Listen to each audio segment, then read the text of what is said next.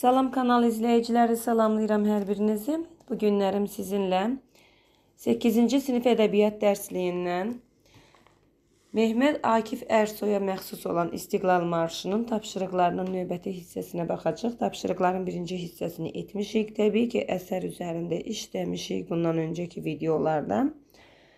İndi isə işləyəcək sizinlə. Birinci dərsi hazırlamışıq.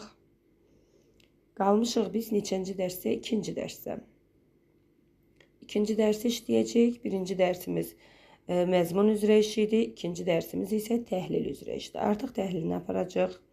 Mən şeirin özünü də sizin üçün təhlil eləyəndə, yəni onu da oxuyanda sizin üçün böyük bir şəkildə təhlil vermişdim. Yenə də gəlin buradan təhlil üzrə işə baxırıq. Əsərin təhlilinə hazırlaşın deyir. Mətni oxuyun. Tapşırıqları yerinə yetirərkən ondakı fikirlərdən faydalanın. Şeirin yazılmasının maraqlı bir tarixçəsi var. Mən bunu sizə danışmışdım. Yəni Milli Mücadilə Marşı yazmaq üçün Türkiyədə elan olunmuş müsabiqəyə 724 deməli şeir mətni təqdim olunmuşdur ki, qalibə mükafatlar veriləcəyini eşidəndən sonra Mehmet Akif mükafat naminə Milli Marşı yazmaq istəməmişdir. Baxın, şeirlər düşər sizə ki, belə bir sual düşər ki, o marşı yazmaq istəmişdi. Xeyr, yazmaq istəməmişdi. Səbəb nədir soruşsalar, səbəb təbii ki, orada mükafat naminə var. Yəni, bu şeiri təqdim edəyənə böyük bir mükafat veriləcəkdi. Pul, məbləğ veriləcəkdi. O məqsədlə yazmaq istəməmişdi ki, yəni o puldan ötürü dövlətə himni marş yazmaq istəməmişdi. Yalnız təkidli xahişlər nədir? Yəni, artıq ondan dönə-dönə xahiş eləyirlər. Dönə-dönə dostları, yaxınları dönə-dönə ondan xahişlər eləyirlər ki, bunu etkinən və o bu xahişləri nəzərə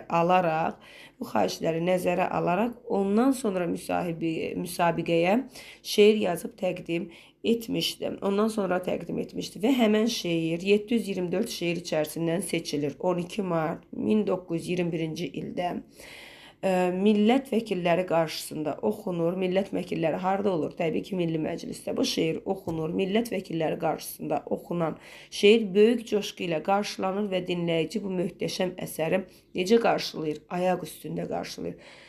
Həqiqətən də əsər çox möhtəşəmdir. Bu əsəri ayaq üstündə qarşılayırlar və Türkiyənin milli marşı olaraq həmən gündən etibarən bu marş deməli qəbul edilir və bu şeirə görə aldığı mükafatı, axı mükafat var idi burada, düzdür? Aldığı mükafatı, həmən mükafatı Mehmet Akif Ersoy həmən mükafatı neyniyir? Əskərlər üçün hərbi geyim hazırlayan xeyriyyə cəmiyyətinə bağışlayır ki, yəni demək olar bir növ cəbhəyə verir bunu, əskərlərdən ötürü xərcləyir, dövlət yolunda xərcləyir. Həmən deməli verilən mükafatın bir köpüyünə belə dəymədən həmən pulu xeyriyyə cəmiyyətinə keçirdir, yəni əskərlər üçün istifadə etmək üçün xeyriyyə cəmiyyətinə verir. Dövlətə bağışlayır. Başa düşdünüz?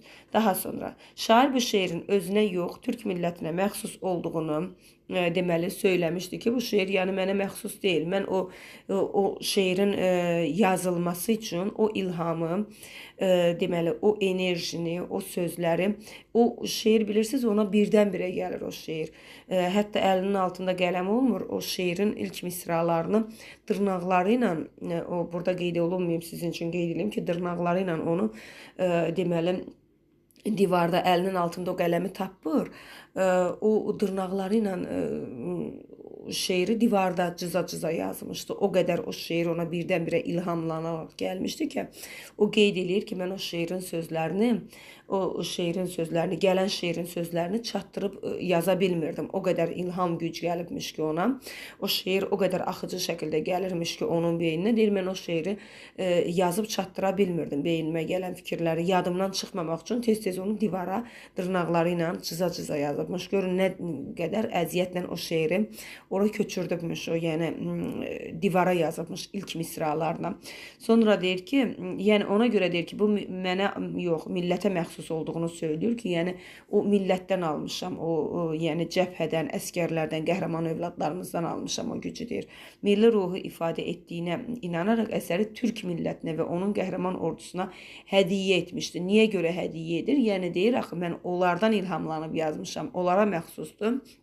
və aldığı o qonorar ki var, pul mükafatı ki var, onun bir qəpiyinə belə toxunmadan cəbhəyə hədiyyə etmişdi. Ona görə də deyir ki, bu məndən onlara hədiyyədir. Şairin fikrincə, deməli, əzəldən azad yaşayan, əsarətin nə olduğunu bilməyən millətin azadlığını əlindən almaq mümkün deyil.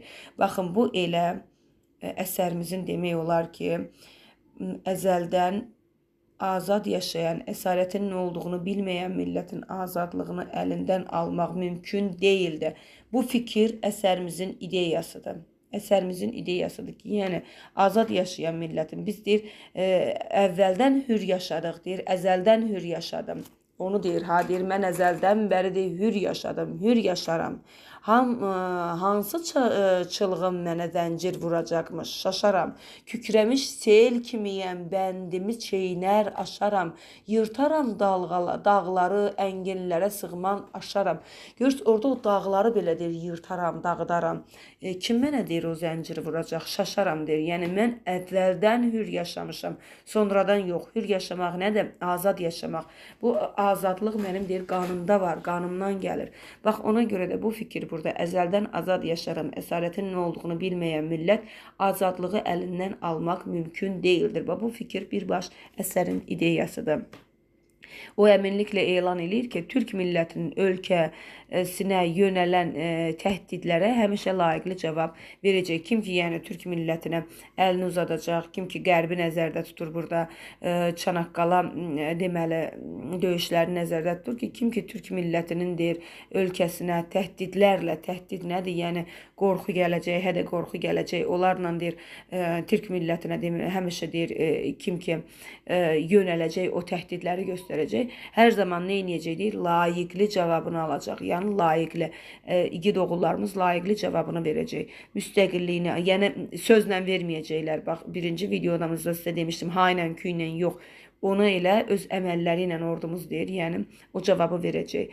Müstəqilliyi və azadlığını nəyin bahasına olursa olsun əbədi qoruyacaq deyir. Əbədi şəkildə, görürsünüz, əbədi şəkildə qoruyacaq deyir. Yəni millət bu Türkiyə millətinə yazılıbdır və Məhməd Akif Ersoy təbii ki türk şairidir. Onun tərəfindən yazılmışdır. Azadlığı deməli istəyə bilən türk şairidir. Mən ümumiyyətlə Məhməd Akif Ersoyun əsərlərinə baxanda, onun deməli əsərlərini oxuyanda, Çanaqqala şəhidləri deyilən şeiri də var. O tipli əsərləri oxuyanda ümumiyyətlə baxıram ki, müəllif tam sırf vətənpərvər bir şairdir, vətəni çox sevəndir, hətta canından deməli keçməyi, vətən uğrunda keçən şairdir. Mən onun yazılarının bizim deməli Ulu Türkün, Xəlil Rza Ulu Türkün onun əsərlərini oxuyanda eyni səbkidə Xəlil Rza Ulu Türkdür bizdə. Bir də ki, Bəxtiyar Vahabzadənin vətənpərvərlik mövzusunda yazdığı əsərlərinə üstünlük verim. Yəni, onlara bənzədirəm. O əsərlər eyni tipdə, eyni şəkildə elə bilin ki, yazılmış əsərlərdir. Daha çox da Xəlil Rza Ulu Türkün əsərlərini deməli oxşadıram. Yəni Ersoyla eyni tipdə yazdıqlarını düşünürəm. Eyni tipli şairlərdir, vətənə eyni dərəcədə, azadlığa eyni dərəcədə üstünlük verən deməli yazıçılardır. Gəlin keçəyin tapşırıqlara, araşdırın, fikirləşin, cavab verin. Tapşırıqlara keçməmişdən əvvəl öncə sizdən xahiş eləyəcəm ki, əgər kanalımızı bəyənirsinizsə, videolarımızı bəyənirsinizsə və videolarımızın davamlı gəlişini istəyirsinizsə, təbii ki, kanalımıza təzə gələn abunəçilərimiz, təzə gələnlər kanalımıza abunə olun, abunəçilərimizə çevrilin və paylaşmağı, videolarımıza deməli like etməyi yaddan çıxartmayın. Siz də mənə bu şəkildə dəstək olun ki, videolarımız davamlı və daimi şəkildə gəlsin. Araşdırağın, fikirləşəyin və cavab verəyin. Görəyin burada bizdən nə istəyir. Bilirik ki, əsər haqqında qısa bir məlumat yenə verim ki, əsər sizə yenə suallar cavablandırmaqda çətinlik çəkməyəsiniz. Əsər bilirik ki, Türk millətinin deməli, Türk millətinə üzünü tutub yazıbdır. Əsəri Türk millətinə müraciətlə yazıbdır, orduya müraciətlə yazıbdır. Öncədən sizə demişdim ki, əsərin adı deməli, əslində Qəhrəman ordumuz gedir. Əsərin əsl adı Qəhrəman ordumuzdur. Yəni bu marş kimi qəbul olunandan sonra İstiqlal marşı kimi adlandırılmışdı və əsər deməli Türkiyənin azadlığı, müstəqilliyinin onun haqqı olduğunu bildirilir və əsərdə din qabardılıbdır, din göstərilibdir, dinə aid fikirlər var. Yəni dinə aid fikirlərə də yer verilibdir. Öz imanı qarşısında deyir, kiminsə onu vura bilməyəcəyini göstərir ki, mənim imanım qarşısında, yəni azadlığımı əlimdən almağa heç kəsin gücü çatmaz. Eynən bu fikirlər, belə bir fikirlər deməli Xəlil Rza Ulutürkdə də var. Başlayaq. Deməli, birinci sualı dedik ki, mətni oxuyub tapşırıqları yerinə yetirməkdir. Mətni oxuduq. İkinci sualımızdan başlayırıq ki, ikinci sualımız bizim nədir burada? Qazanılmış zəfərin əbədi olacağına şairin inamı və qazanılacaq deməli zəfərin əbədi olacağına şairin inamı sizcə nədən irəli gəlir? Nədən irəli gəlir? İlk öncə özünüz düşünün görək. Nədən irəli gəlir? Sizcə şairin inamı? Nə fikirləşir şair? Niyə görə baxın, nəyləri əsas tutur və nədən irəli gəlir ki, şair nə fikirləşir? Nə deyə bilərsiniz bu sualı? Necə cavablandıra bilərsiniz? Özünüz bir cavab verin buna. Deməli, yəqin ki cavablandırdınız. Baxın, görün sizin fikrinizlə üst-üstə düşürmü? Qazanılmış zəfərin əbədi olacağına şairin inamı xalqın azadlıq eşqinə, mübarizə ruhuna, şəhidlərin fədakarlığına əsaslanır. Nəyə əsaslanır? Xalqının azadlıq eşqinə, mübarizə ruhuna, xalqının mübarizə ruhuna və şəhidlərin fədakarlığına əsaslanır. Şair inanır ki, belə bir xalqın qazandığı zəfər sarsılmaz və əbədi olacaq. Bu şəkildə. Daha sonra keçirik ikinci sualımıza. 2 deyəndə ki, üçüncü sual sayılır. Bu sualı cavablandırdıq. Deməli, üçüncü sualımıza keçirik. 3-də nə deyir? Deyir ki, vətənin azadlığına düşmən kəsilənlərə sənətkar necə münasibət bəsləyir? Suala əsərdən seçdiyiniz nümunələr əsasında cavab verin. Təbii ki, bu sualı cavablandırmaq üçün burada kimləri nəzərdə tuturdu? Baxın, müəllif azadlığa düşmən kəsilənlər kimlər idi? Bizim müəllif azadlığa düşmən kəsilənlər deyəndə kimləri nəzərdə tuturdu? O qərbdən gələn o haqsız döyüşləri nəzərdə tuturdu ki, deməli, ölkənin azadlığını, müstəqilliyini boğmağa çalışırdılar onlar. Müstəqilliyi boğmaq istəyənlərə pis münasibət bəsləyirdi. Şeirdən gətirilmiş hansı bəndi göstərə bilərik bura deməli. Deyir ki, Qərbin, baxın buranın, Qərbin afaqın sarmışsa polad zirehli divar, mənim iman dolu köksüm kimi sərhəddim var. Ulusum qorxma necə böylə imanı boğar, mədəniyyət dediyin tək dişi qalmış canavar. Bu mədəniyyət deyəndə təbii ki, tək dişi qalmış canavar, dişi canavar kimi Qərbi nəzərdə tutur ki, o Qərb tək dişi canavar kimi qalıb ortada. Onu hətta belə bir kişilik rəmzi də vermir ona. Görürsünüz, onu dişi canavara bənzədir. Yəni onda bir kişi canavar kimi də görmür onu. Yəni qorxaq bilir. Burada bir kinayə var. Başa düşürsünüz, bir kinayə var. Onu göstərməyə çalışır ki, yəni deyir, o neyniyə bilər bizə, deyir, mənim iman dolu, deyir, bir köksüm varkən, deyir, o mənim iman dolu köksüm bir sərhəddir, mənim o sərhəddimi kəsə bilməz, keçə bilməz. Burada da ulusum demişəm, 2 mənada gedir. Bir ulu, müdrük mənasında, mənim ulu nəslim, ulu müdrük nəslim, qorxma. Bir də ki, bu elə bu canavarın özü kimi gedir ki, yəni icazə ver bu canavar, Qərbin canavarı ulasın. Onun ulamağından qorxma sən bu mənalarda. Daha sonra bu bəndi götürüb yaza bilərsiniz. Çünki bizdən nümunələr əsasında istədi. Nümunə əsasında o bəndi verə bilərik. Daha sonra keçirik 4-cü sualımıza. 4-cü sualda bizdən nə istəyir? Deyir ki, şairin məhz şəhid oğluna müraciət etməsinə səbəb sizcə nədir? Fikrinizi əsaslandırın. Bu da şəhidlərə müraciət etməsində nədir? Şəhid oğluna müraciət etməsində nədir? Deyir ki, sən yəni öz şəhid atanı, şəhidləri unutmayın. Sən bir şəhid oğlusan, onu da unutma ki, sən yəni sənin atan torpaq altında niyə yatır? Sən bir şəhid oğlusan, onu unutma. Yəni istəyir, onlardan istədiyi nədir? Şəhidlərin unudulmamasıdır.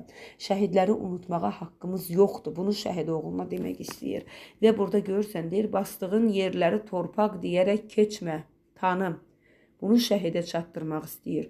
Düşün altındakı minlərlə kəfənsiz yatanım. Şəhid olublar, kəfən belə qismətləri olmayıb, tikə parça olublar, yəni. Onları tapıb kəfənə yığmaq qismət olmayıb belə. Sən şəhid oğlusan, incitmə yazıqdır atanım. Vermə dünyaları alsan da bu cənnət vətənim. Vatanı, yəni vətəni. Nəyə görə deyir incitmə? Yəni, sən şəhid oğlusan.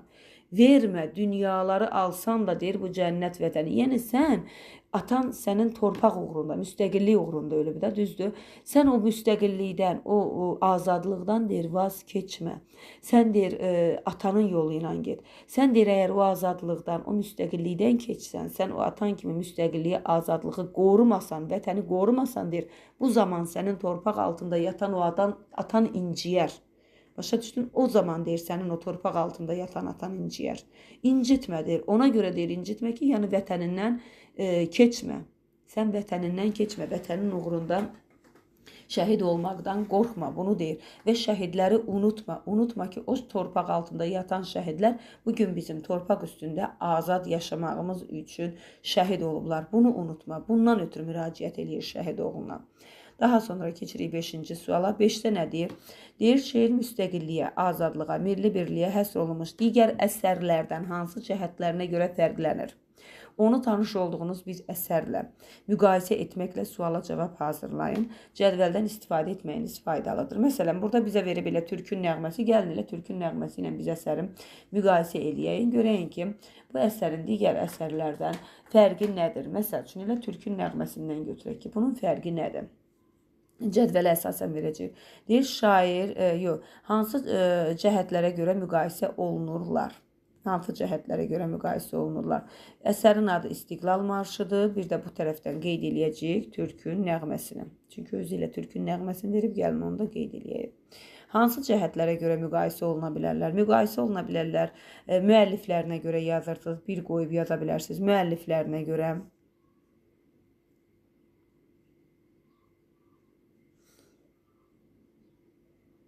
Müəlliflərinə görə. 2.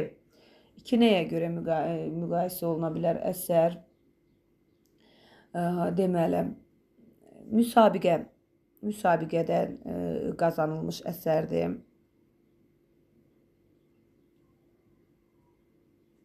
Müsabiqə vasitəsilə qazanılmış deməli, əsər olduğu üçün. Daha sonra azadlıq və müstəqillik dəyərlərinə görə 3-cü yerə də qoyun. Azadlıq və müstəqillik dəyərlərinə görə.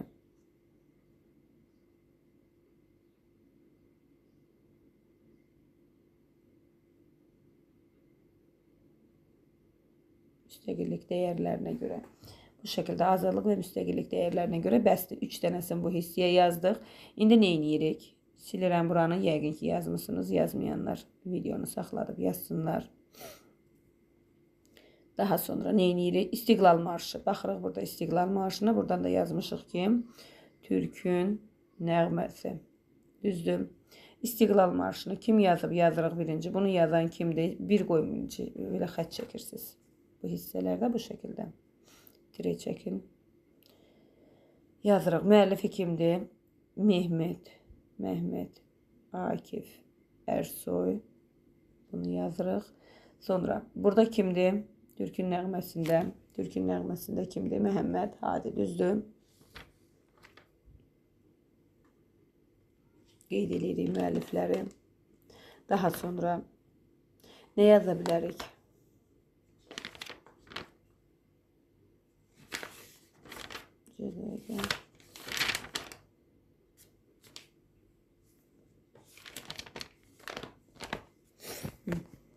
Sonra nə yaza bilərik? İkinci, deməli, əsəri, Türkün əsəri. Türkün əsərində millətin hər zaman bir olmalıdır. Millət hər zaman. Bunu öz fikrimiz kimi götürə bilərik. Həmvətənlərinə deməli burada. Baxın, hansında həmvətənlərə səslənir? Bunu yazmadıq. Məhəmməd Hadi. Burada hansında həmvətənlərinə səslənir? İstiqlal marşında düzdür. Deyir arkadaş həmvətəninə səslənir. Amma digərində belə bir fikir yoxdur. Sonra müstəqilliyi əldə etmək üçün İstiqlal marşında nə istəyir? Müstəqilliyi əldə etmək üçün müstəqilliyi əldə etmək üçün nə deyir elə? Sinəni sipər et. Sinəni sipər et deyir. Daha sonra nə verə bilərik bura? Sonra dedik ki, müsabiqədə qalib çıxan bir şeirdir. Müsabiqədə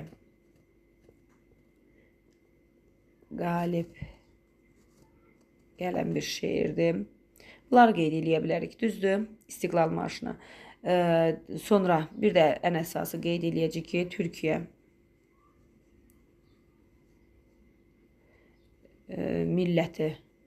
millətinin azadlığı üçün yazılmış şeirdir. Yazılmış şeirdir. Sonra Məhəmməd Hadidə nə qeyd eləyəcək? Türkün dilinə nə qeyd eləyəcək? Türkün dilində buradan da yazaq. Azərbaycan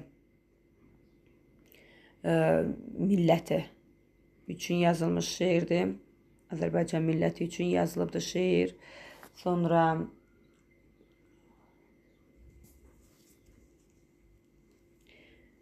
bu şeirdə də deməli, qoyun baxın. Millət burada nə istəyir bizdən? Bu da Azərbaycanın müstəqilliyi üçün yazılmış bir şeydir. Amma Birinci Dünya Müharibəsi zamanı, deməli, Birinci Dünya Müharibəsi zamanında eyni hər ikisinə götürə bilərik ki, onu. Çünki 1919-cu il, 1921-də qəbul edilirsəm, burada yazacaq ki, Birinci Dünya Müharibəsi zamanı 1918-ci ildə yazılıbdır şeir, 1918-də deməli yazılıb. Təbii ki, nə yazacaq? Birinci Dünya Müharibəsi zamanı, bura qeyd eləyəcəksiniz, 1918-ci ildə Birinci Dünya Müharibəsi zamanı yazılıbdır. Amma bu şeir isə İstiqlal marşına vaxt yazılıbdır. İstiqlal marşı 1921-ci ildə müsabiqədən keçir və qəbul olunur. Himn kimi qəbul olunur. Sonra elə burada yazırsınız. Himndir. Bu şeir himn. Türkiyənin himnidir. Amma bu şeir, yəni himn deyil də, bilirik ki, himn deyil. Qeyd eləyə bilərsiniz, himn deyil. Nədən marş deyil? Sonra yaza bilərik ki, daha sonra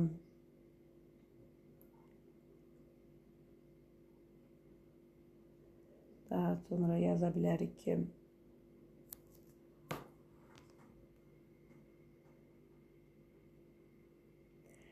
artıq yazdığımız fikirlər, ortaq fikirlər ola bilər. Ona görə bəsdir elə bu qədər. Azərbaycan, deməli, bunu Azərbaycan şairi yazmışdı, Məhəmməd Hadini. Milli azadlıq uğrunda yenə yazılmış şeirdir. Bu da hər ikisinə demək olar bunu. 1918-ci ildə yazılıbdır Türkün nəğməsi. Sonra burada şair vətəni vəsf eləyir. Türkün nəğməsində deyir, türklər Türkün tökülən qanları, Türkün qanının hədər getməyəcəyini söyləyir. Burada yazırıq Türkün qanının hədər getməyəcəyini söyləyir.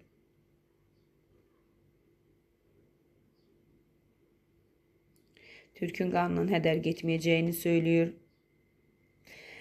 Baxın, hər ikisinə aiddir ki, zəfəri qan ilə qazanılıbdır, zəfər. Burada da yenə Türkün nəğməsində qeyd eləyəcək ki, zəfərin qan ilə qazanılması daha qabardılıbdır burada. Ona görə də yazacaq ki, zəfər qan ilə qazanılıbdır.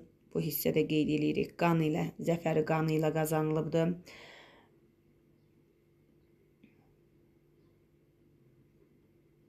Birinci Dünya Müharibəsi olduğuna görə burada 4 ildə verilmiş can hədər olmaz. 4 il müharibənin tarixi, yəni 4 il burada qeyd olunur. Onu qeyd eləyəcək. Birinci Dünya Müharibəsinin zamanı qeyd olunur ki, hansı zamana qədər 4 ildə verilən qanunlar deyil, hədər getməz. Bu şəkildə hər ikisi milli azadlıq uğrunda yazılmış şeirlərdə uzatmaq olar, çox yazmaq olar bunlar haqqında fikirləri. Verdiyimiz fikirlər bəsdir, hətta bunların hamısını yazmaq yox, seçib bəzilərini yazın, çünki çoxdur. Daha sonra keçirik növbəti sualımız. Növbəti sualımız 6-cı suala keçirik.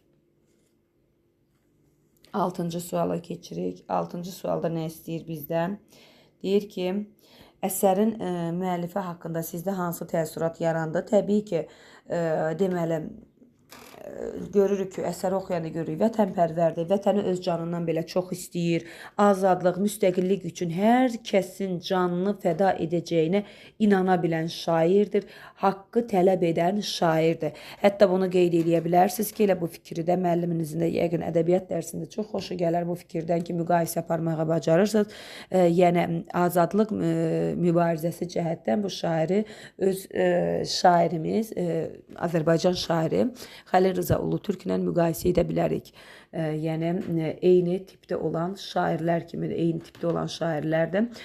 Bu şəkildə sonra deyir ki, onun şəxsiyyəti, xarakteri barədə nə deyə bilərsiniz? Yəni, dedik ki, vətənpərvərdir, vətəni öz canından belə çox istəyir, azadlıq, müstəqillik üçün hər kəsin canını fəda edəcəyinə inanır, haqqı tələb edən şairdir. Hətta haqqı Allah tərəfindən onun millətinə verilən azadlıq, onun millətinə verilən haqq olduğunu hesab eləyir ki, azadlıq Allah tərəfindən onun millətinə verilən bir haqqdır.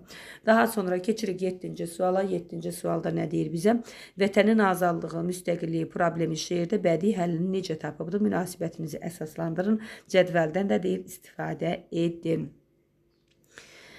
Şair vətənin azadlığı deməli, şair deməli, vətənin azadlığı, müstəqillik probleminin həllini nədə görür? Müstəqilliyin probleminin həllini nədə görür? Həmvətənlərinə baxın burada nədə görür?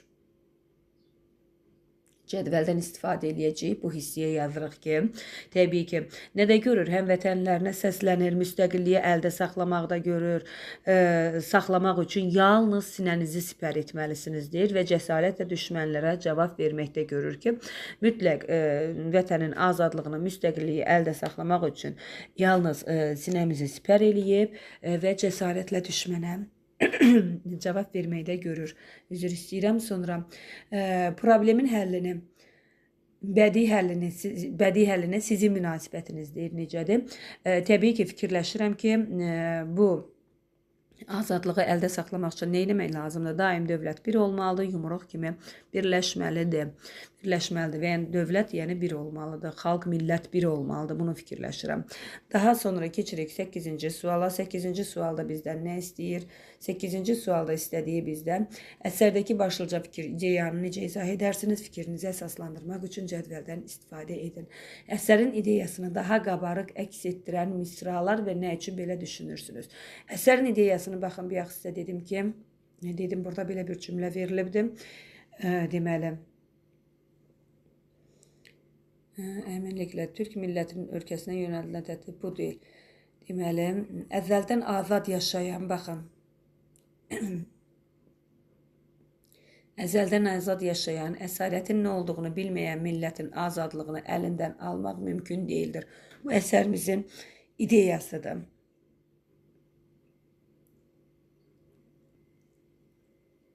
Əsərimizin ideyasıdır. Yəni, əzəldən azad yaşayan, əsarətin nə olduğunu bilməyən millətin azadlığını əlindən almaq mümkün deyildir. Budur. Sonra burada bizdən nə istəyir? Əsərin ideyasını daha qabarıq əks etdirən misralar hansıdır? Haqqıdır haqqa. Baxın.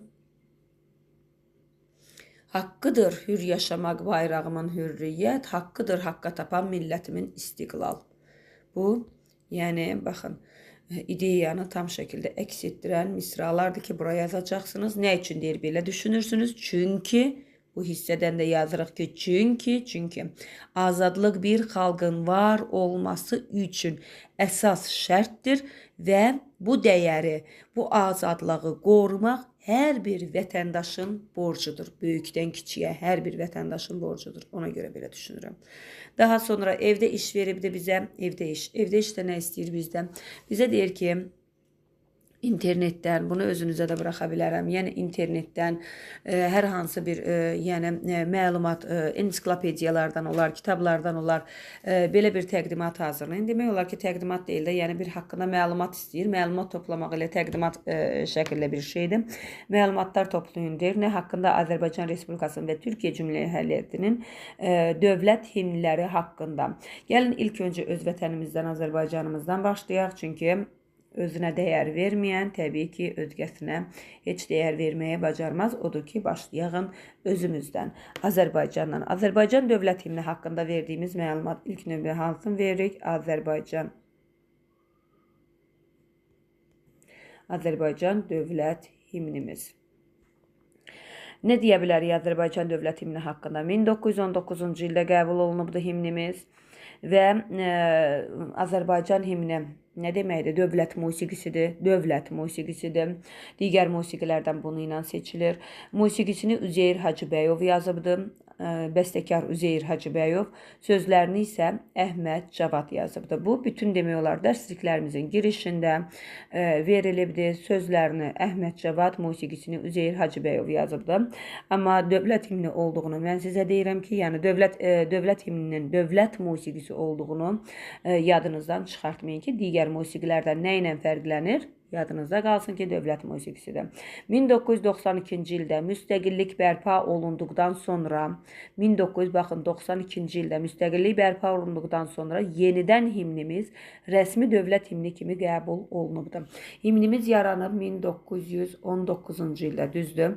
Amma müstəqillik qəbul etdikdən sonra dövlətimiz müstəqillik qəbul eləyir Heydər Əliyevin dövründə və bundan sonra da 1992-ci ildə müstəqillik qəbul etdikdən sonra bərpa olunduğundan sonra himnimiz yenidən rəsmi dövlət himni kimi, deməli, rəsmi şəkildə rəsmi dövlət himni kimi yenidən deməli qəbul olunubdur.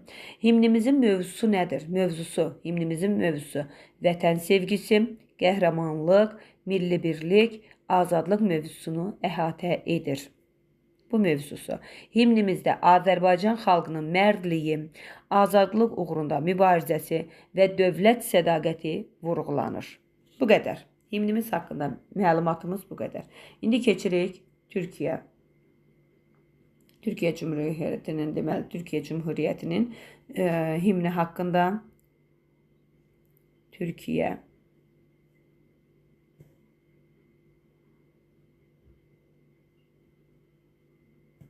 dövlət himni. Düzdür, keçirik ora. Dedik ki, dövlət himni nədir? Hal-hazırda oxuduğumuz İstiqlal marşıdır. İstiqlal marşı qeyd edirik, İstiqlal marşıdır və 1921-ci ildən himn kimi qəbul olunubdur. Mətnin müəllifi kimdir? Mətnin müəllifi. Sözlərini bildik ki, Mehmet Akif Ersoy yazıbdır. Sözlərini, musiqisini kim yazıb? Musiqisini kim yazıbdır? Zeki Üngör. Yəni, öncədən görən kimi gedir. Mənası o da. Amma adı belədir. Zəki Üngör musiqisini yazıbdır. Türkiyə Böyük Millət Məclisi tərəfindən 12 mart 1921-ci il 12 martda deməli, rəsmi dövlət himni olaraq qəbul olunubdur. Rəsmi dövlət himni olaraq qəbul edilir və milli mübarizə dövründə xalqın ruhunu yüksəltmək məqsədi ilə yazılmışdır. Məqsəd nə idi yazılmaqda? Milli mübarizə dövründə xalqın ruhunu yüksəltmək məqsədi ilə yazılmışdır. Mövzusu nədir? Eynən bizdəki kimi azadlıq, vətənpərvərlik, qəhrəmanlıq və burada əlavə var imam mövzusundadır. Bizdə imam mövzusu yoxdur, bunlarda imam mövzusundadır. Deməli, azadlıq, vətənpərvərlik, qəhrəmanlıq və imam mövzusundadır. Türk xalqının müstəqilliyi və torpağı qorumaq əzmi vurğulanır. Türk xalqının müstəqilliyi və torpağı qorumaq əzmi vurğulanır. Bu da Türkiyə Cümhuriyyətinin dövlət himninə aiddir. Amma hər ikisi üçün ortaq olan bir cəhətdə deyək ki, hər iki him azadlıq, vətən sevgisi və milli qürur deməli mövzularını özündə birləşdirir. Bu qədər. Bu da bizim deməli İstiqlal Marşına aid olan ikinci dərsimiz. Üçüncü dərsi isə növbəti videoda çəkəcəm. Əgər videomuzu bəyəndinizsə, video xoşunuza gəldisə, sualları deməli sizə uyğun şəkildə izah eləyə bildimsə, sualların izahını başa düşə bildinizsə, təbii ki, paylaşmağı və videonu bəyənməyi unutmayın. Sağ olun, növbəti videoda görüşərik.